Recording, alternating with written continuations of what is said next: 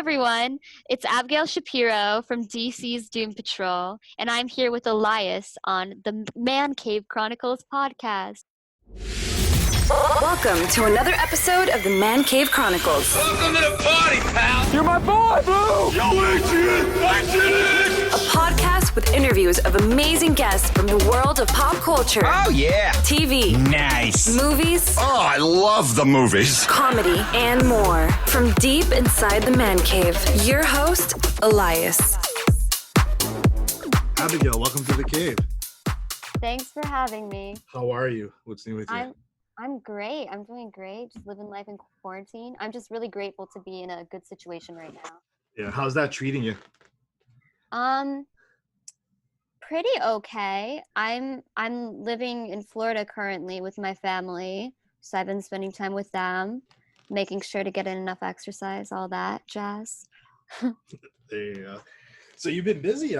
You recently starred on DC's Doom Patrol as Dorothy, and we'll talk about that. But for the listeners, let's get to know a little more about you. Where are you originally from? I'm originally from Tampa, Florida.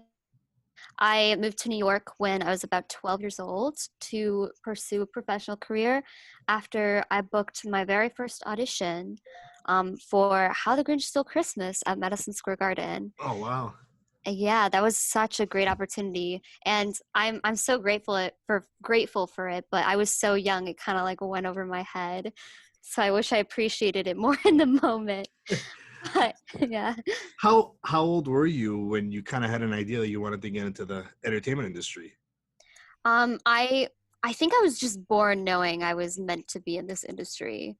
I didn't really start performing and studying it until I was about 6 years old.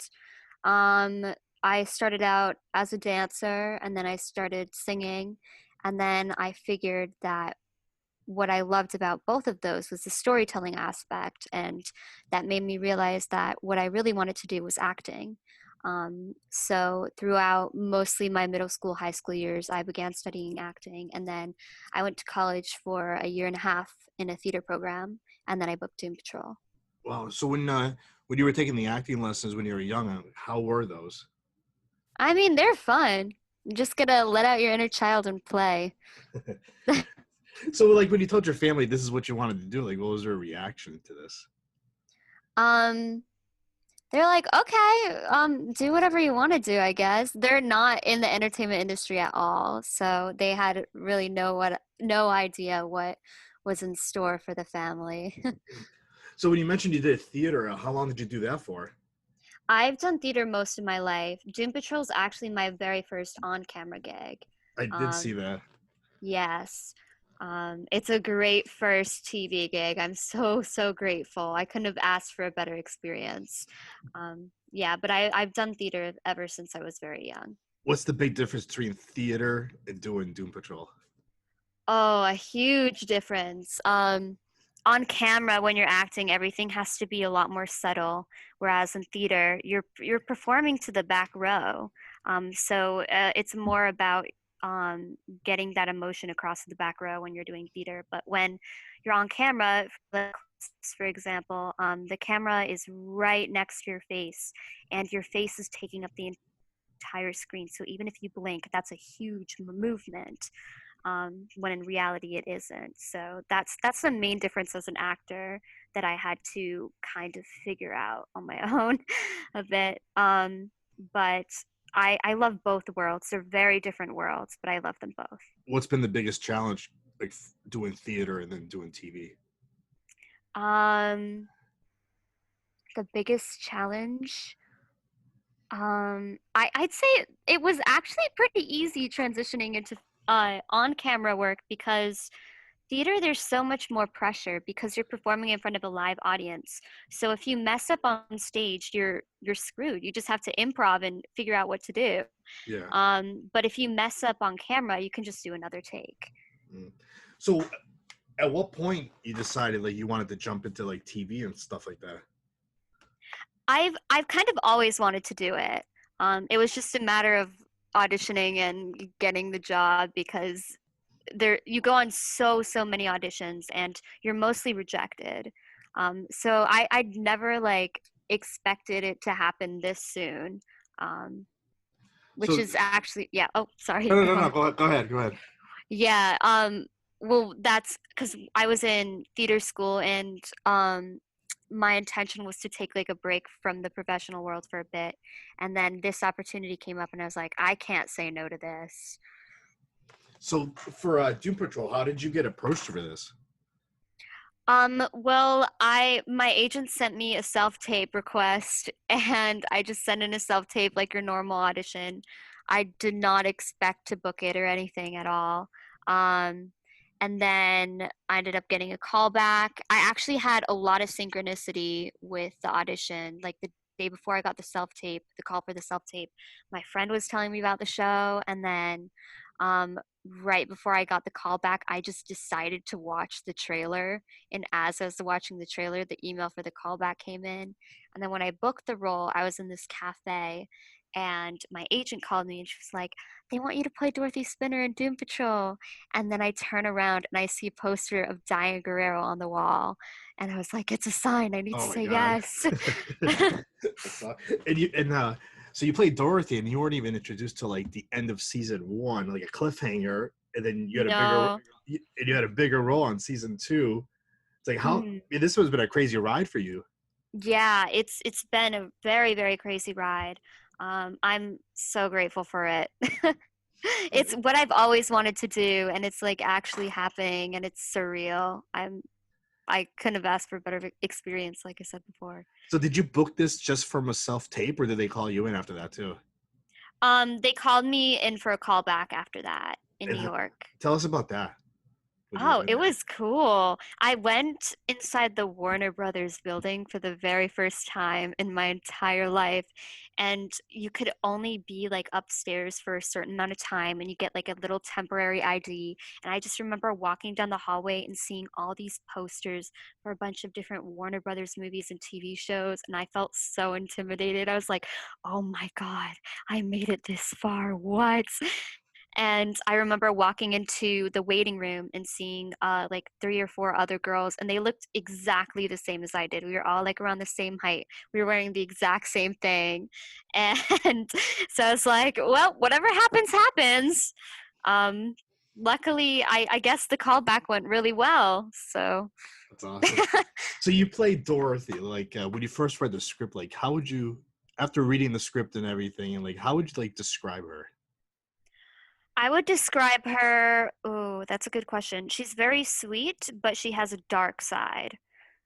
She was born with an ape-like face and the ability to manifest anything she can imagine. And she has this coterie of imaginary friends she brings to life whenever she's emotional in some way.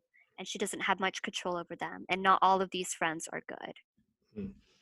So when you got the role, like how did you prepare for the role? Did you like do any research? Did you go read the comics? Did you go back and watch most of season one? Yeah, the first thing I did was watch season one. I just binged it as quickly as possible and then watched episodes over and over again. And then I read the comics. I splurged and I bought the Grant Morrison comics, and then I downloaded the Rachel Pollack comics on my phone. And honestly, reading the Doom Patrol comics gave me like a whole new appreciation for the art of comic books, because they're just so unique. I've honestly never really read anything like it before. And I was so impressed with the artwork as well, in that you can combine words and artwork and these visuals to make a story. And I loved doing the research for this role because I got to read these comic books. And then I also did a little bit of research on The Wizard of Oz because Dorothy is initially based on the character of Dorothy Gale from The Wizard of Oz. So I took a little bit of inspiration from the Wizard of Oz movie as well. Um, but yeah, I had a fun time doing all the research. How similar would you say is your character to the comics? What's changed from her? She's pretty similar. The big difference is that she's Niles's daughter in the TV show. In the comics, she comes from a different family and she's from Kansas and she isn't British. And her mother is not like her mother in the TV show. Mm. So that's the biggest difference. For while you're playing this character, Dorothy, like what's the biggest challenge you encounter portraying the character? The biggest challenge. I'd say is her complex mind, exploring that, and also wearing full face prosthetics every day. Speaking of that, like how long does it take you to get into that? Yeah, it takes a while. In the beginning it took about 3 hours, which was a challenge, definitely. And then most of filming it took about 2 hours, and then by the end, one day we got it to an hour and 45, and that was our record. And Wow. I wear like a fake nose and upper lip, a fake forehead, a fake chin, fake hair, fake ears, and then fake teeth. And the fake teeth were actually the hardest part because of diction, and I also had to do the British accent, so it made it a lot harder speaking with the fake teeth. How many hours a day do you think you were wearing that while you were shooting? Oh, I know one time we had like an 18-hour day. So I Wow. think that's the longest I was wearing that. And like when you wear those prosthetics for a long time, like it's not the best for your skin. So my skin was starting to like hurt a little bit, but I'm just so grateful for the whole makeup team, because they really helped me search for the right skincare products and skincare routine to really help heal my skin. And by the end of filming, like I didn't really have any skin problems. And I became more used to wearing the prosthetics for a long time. But honestly, I'm just grateful that I was able to wear prosthetics for a role, because I really got to transform myself, and that's kind of a actor's dream. And I felt honored, honestly, to be wearing this artwork on my face every day. And I want to give a shout out to Derek and Eric Garcia, who did my makeup every day. I had so much fun working with them, and they're the best. They're so talented. Now, on the show, you're supposed to be 11 years old, right? Yes. And you're 21, 20. How old are I'm you? 20. I just turned Yeah. 20 about a month ago. Wow. So how is it like trying to play like an 11-year-old?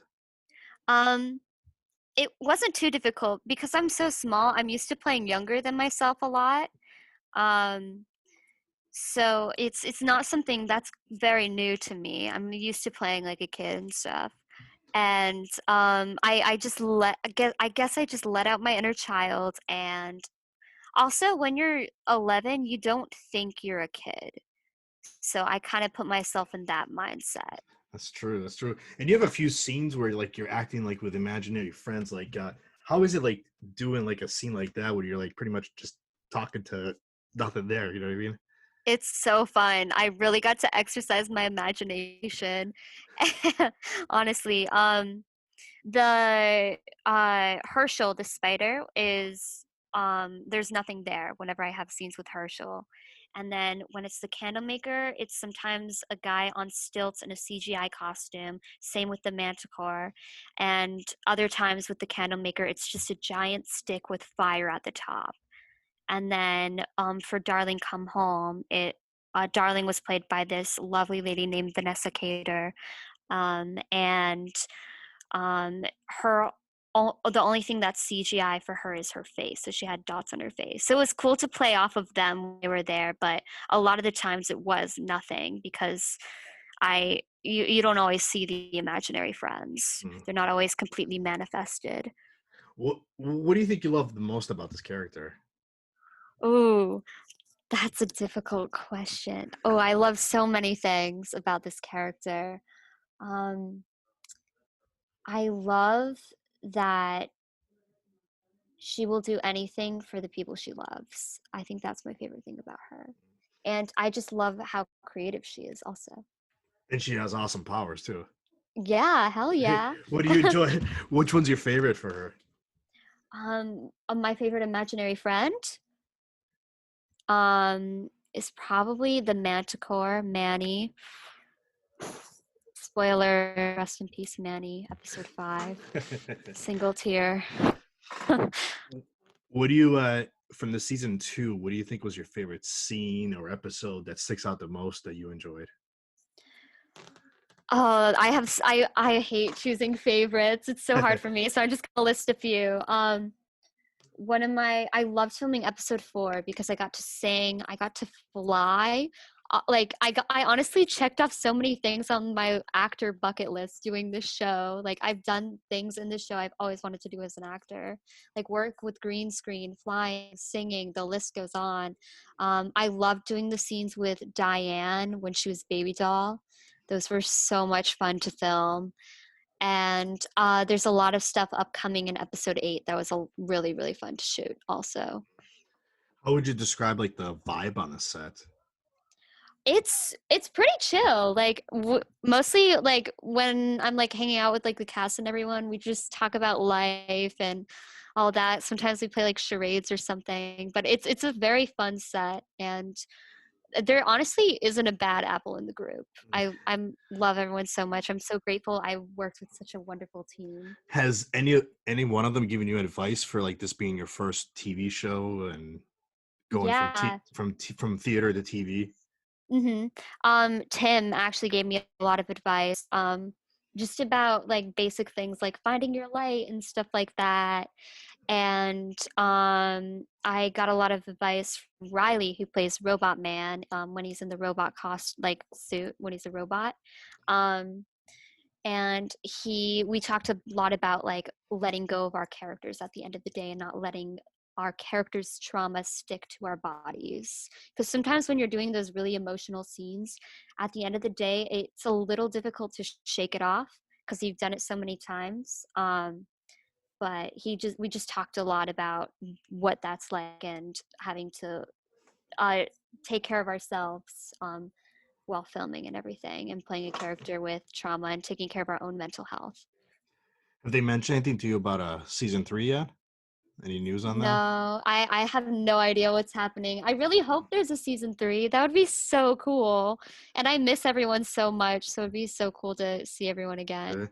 Well, you need a season 3 now that it's on HBO Max, and they're getting a lot more viewers on the show. I know, that would be so cool. So I hope we get one.